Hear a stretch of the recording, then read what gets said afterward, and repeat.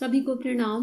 हम पढ़ रहे हैं जन्म शताब्दी पुस्तक माला। आज एक नई पुस्तक का स्वाध्याय शुरू कर रहे हैं। पुस्तक माला 5 गायत्री साधना की उपलब्धियां। तो आइए इसको स्वाध्याय को शुरू करते हैं। माता जी जो कहती हैं हमेशा हर बुक के स्टार्टिंग में, उसको पुनः महसूस करते हैं। यह पुस्तक आदिशक्ति माँ गायत्री की कृपा से आपके पास आई है। इसे पवित्र स्थान पर रखें, परिवार में सबको पढ़ाएं, मुख्य अंश नोट करें, उन्हें अपने आचरण में ढालें। पढ़कर पुस्तक किसी अन्य पात्र व्यक्ति को दे दें ताकि ज्ञान का आलोक जन जन के जीवन को प्रकाशित करता चले, दीप से दीप जलता चले।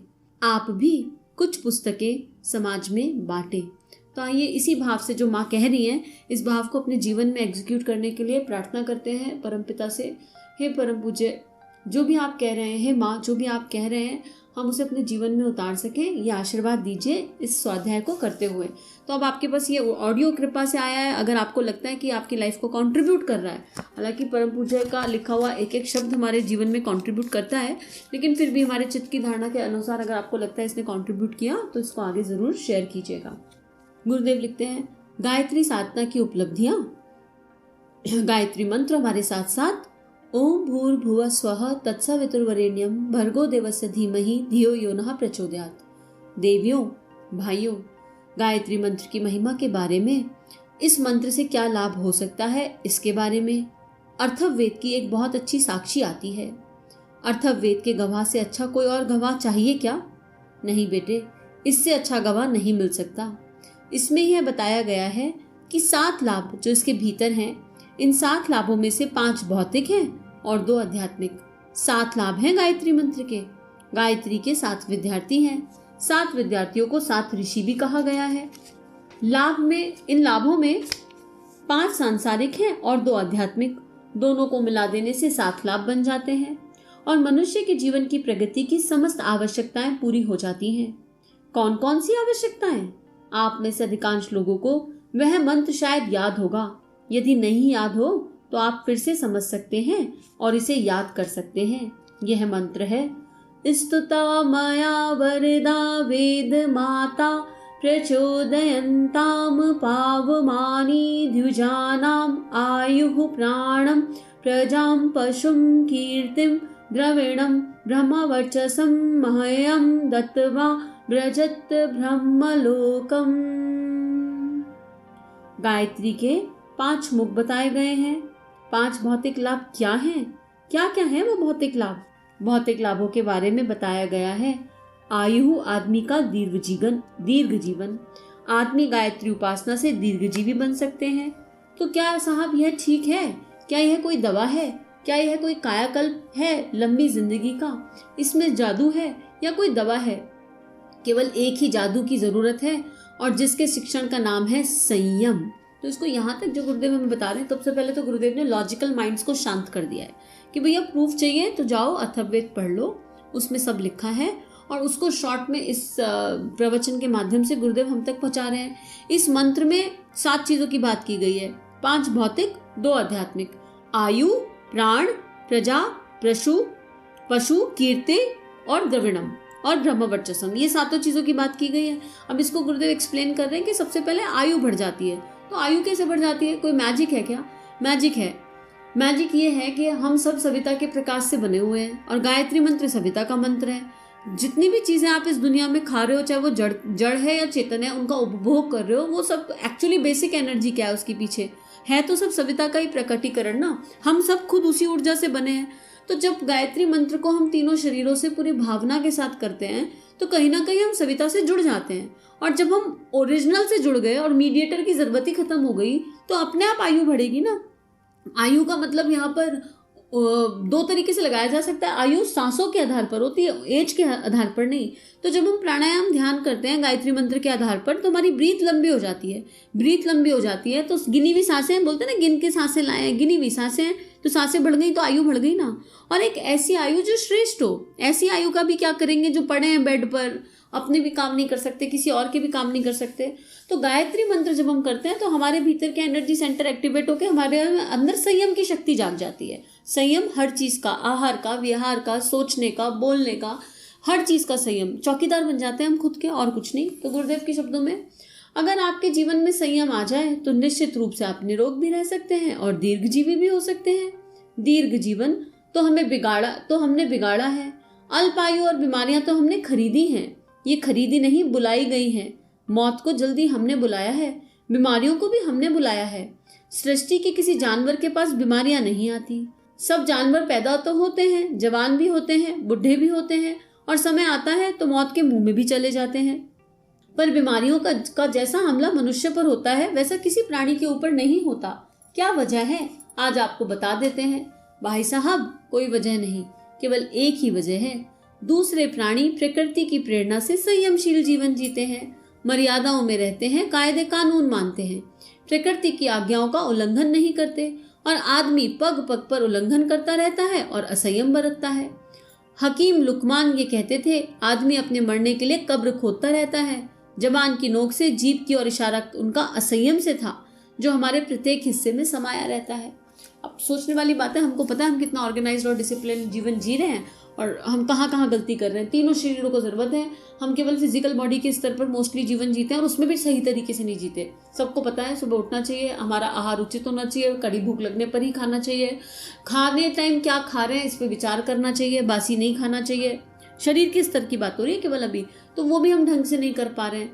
और जब हम सविता की प्रकाश से पूरी तरह जुड़ जाते हैं तो अपने आप जिसको आप फॉलो करोगे, जिसका भाव लेकर आप चलोगे, क्या उसका संयम जीवन में नहीं आएगा? तो सूर्य का संयम जीवन में आ जाएगा। समय से आते हैं सूर्यदेव, समय से जाते हैं, कभी भी अनुशासन इधर उधर नहीं होता। तो एक बार जुड़ के तो देखिए गायत्री की शक्ति से, एक्सपेरिमेंटल फॉर्म में 365 दिन कर लीजिए। ना यकीन ना अगर जीवन में परिवर्तन आ जाए तो बात है, लेकिन रटन विद्या की जैसे नहीं कि उठाया मंत्र माला उठाई और चालू हो गए, भगवान जी ये वाली टॉफी दे दो, वो वाली चॉकलेट दे दो। दिल से, भावनाओं से, संवेदनाओं के साथ सविता के प्रकाश को विजुलाइज करते हुए और पूरे दिल से कि हे सविता देवता, हम अंतःकरण की गहराइयों से आपसे जुड़ सके और गायत्री मंत्र के अक्षर को गोल्डन विजुलाइजेशन के साथ देखिए अपने भीतर प्रवाहित होता हुआ। नियमित रूप से 365 दिन, 1 साल कर लीजिए। जीवन में अपने आप बदलाव आने लगेंगे, क्योंकि भीतर इम्प्रिंट्स जो समाये हैं वो भस्म होने लगेंगे। तो अपने आप असंयम की शक्ति, और फिर जब ऐसा नहीं कि कोई मैजिक होगा, विवेक जागृत हो जाएगा और पता चल जाएगा कि जो कर रहे हैं वो ठीक नहीं है और शक्ति मिल जाएगी। पता तो अभी भी है, कोशिश भी करते हैं पर हार जाते हैं। हारेंगे नहीं, शक्ति मिल जाएगी उस यात्रा पे आगे कदम बढ़ाने की। तो असंयम से संयम की ओर की यात्रा शुरू हो जाएगी। जीव का संयम अपने आप काबू में आने लगेगा। और मैंने फील किया अपने जीवन में, मैं बहुत बैड ईटर थी एक टाइम पर, अभी भी बहुत एरिया ऑफ इम्प्रूवमेंट है, बट फिर भी बहुत राइट डायरेक्शन में लाइफ आ गई है, बहुत राइट। अपने आप मेहनत तो पहले भी कर रहे थे पर मेहनत का रिजल्ट नहीं आ रहा था, पर जब से माँ गायत्री की कृपा हुई, जब से गायत्री मंत्र का जाप शुरू हुआ, रिजल्ट आने लगे। रिजल्ट ओरिएंटेड लाइफ हो गई है। आगे गायत्री मंत्र का जप करने का उद्देश्य है आदमी के विचारों में और आदमी के चिंतन में हेरफेर। ये देखो, यही बात हो रही ना कि विचार बदल जाएंगे, प्रज्ञा जागृत। आदमी का व्यक्तित्व और आदमी का चिंतन परिष्कृत होना चाहिए। अगर ऐसा हो गया तब आपको लाभ मिल जाएगा, चाहे संसारिक हो चाहे आध्यात्मिक। अगर आपके जीवन में हेरफेर नहीं हुआ तो कुछ लाभ नहीं मिलेगा। कर लो जितनी मर्जी माला करनी है, अगर तीनों स्तर पर नहीं करी, भावनाओं के स्तर पर नहीं जुड़े और प्रैक्टिस नहीं करी तो कुछ नहीं होने वाला। फिर आप सालों साल गायत्री कर लो, हम सब कर लेंगे, तब भी कुछ नहीं होगा। लेकिन अगर भाव शरीर जुड़ गया, भावनाएं जुड़ गई, इमोशन जुड़ गया उसके साथ, तो चीजें अपने आप घटित होंगी।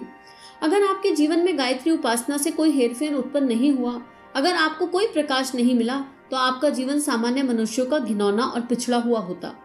उसी स्तर का घिनौना और पिछड़ा जीवन होगा तो मैं आपसे कहता हूँ, कोई भी मंत्र जिसमें गायत्री भी शामिल है, जिसमें रामायण भी शामिल है, जिसमें गीता भी शामिल है, आपके लिए कोई खास फायदा पैदा नहीं कर सकती। गायत्री मंत्र जब शरीर में प्रवेश करता है तो वह किस रूप में आता है? वह संयम के रूप में आता है। आदमी संयमी होता है और जब संयमी होता है तो संयमी होने के पश्चात दीर्घजीवी हो जाता है, बहुत दिनों तक जिंदा रहता है, निरोगी रहता है। तो कोई जादू नहीं है, अभ्यास है, एफर्ट्स हैं। एफर्ट्स करोगे, मंत्र करते हैं तो सबसे पहले तो हम पता है कब इस मंत्र पे चलते हैं, जब जीवन में बड़ी समस्याएं आ जाती हैं तो भगवान की याद आती है। अरे किसी ने बता दिया गायत्री अनुष्ठान कर लो तो ये लाभ हो जाएगा, वो लाभ हो जाएगा। तो हमारा मूल कारण ही गड़बड़ है, मूल कारण ही भय है, मूल कारण ही जीवन में मुश्किलें आई हैं। इसलिए कभी ऐसा हुआ कि भगवान से प्रेम करने के लिए बैठ के अनुष्ठान करेंगे, चलो हे परमात्मा इस समय अनुष्ठान करवा दो कि आपसे प्रेम के लिए प्रेम हो जाए, जीवन परिवर्तन हो जाए, जैसे सविता का प्रकाश है ऐसे मेरे भीतर दिव्यता जागृत हो जाए। इस भाव से कभी अनुष्ठान करने का प्रयास ही नहीं किया। और जो प्रयास करेंगे वही तो रिजल्ट आएगा। सोच तो उसी दिशा में जा रही है ना। फिर क्या होगा, हताश हो जाते हैं। मान लो आपने किसी टॉफी लॉलीपॉप के लिए साधना करी, वो मिली नहीं, तो कह दो गायत्री बेकार है, तो मूर्ख हो। फिर हम लोग उस मूर्ख की कैटेगरी में आते हैं जिसने पढ़ाई ठीक से नहीं करी और कह रहा टीचर बेकार है। पढ़ाई तो ठीक से करने पहले अपनी, फिर टीचर को कुछ बोलेंगे आगे।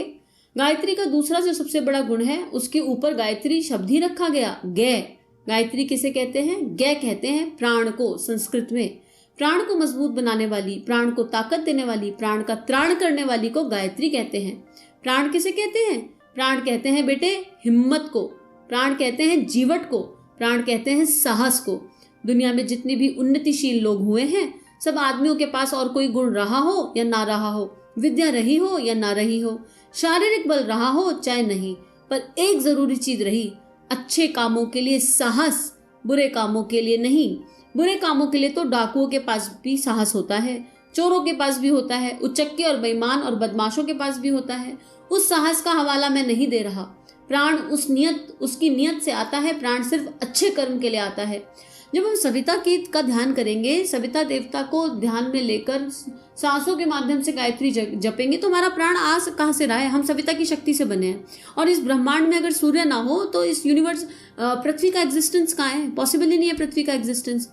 अगर सूर्य देवता बाय बाय टाटा कह दें हमेशा के लिए, तो पृथ्वी 18 घंटे शायद एग्जिस्ट कर सकती है। पृथ्वी छोड़ दो, हम लोग 5 मिनट से ज्यादा सर्वाइव नहीं कर सकते। तो हमारा प्राण का आधार कौन है? सविता। सविता का आधार कौन है? गायत्री।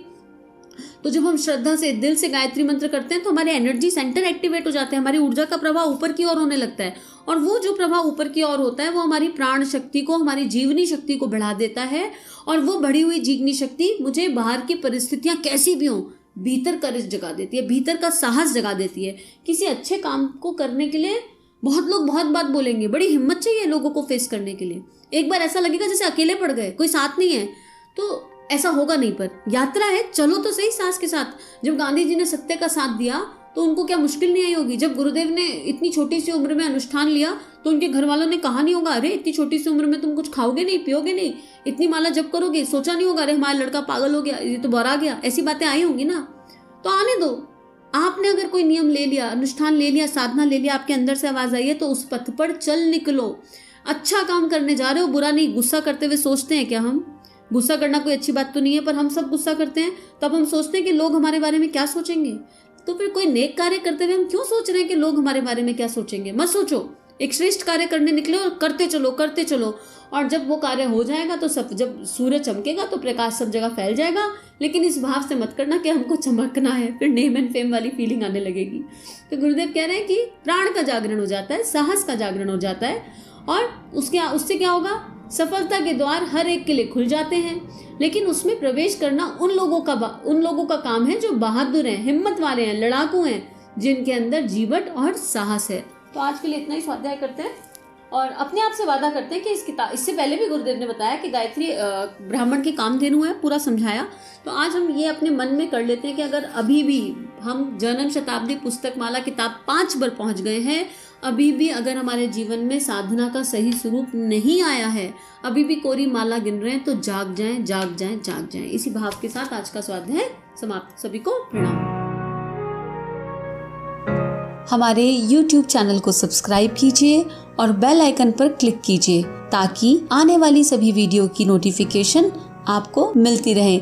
आप सभी को बहुत बहुत थैंक यू।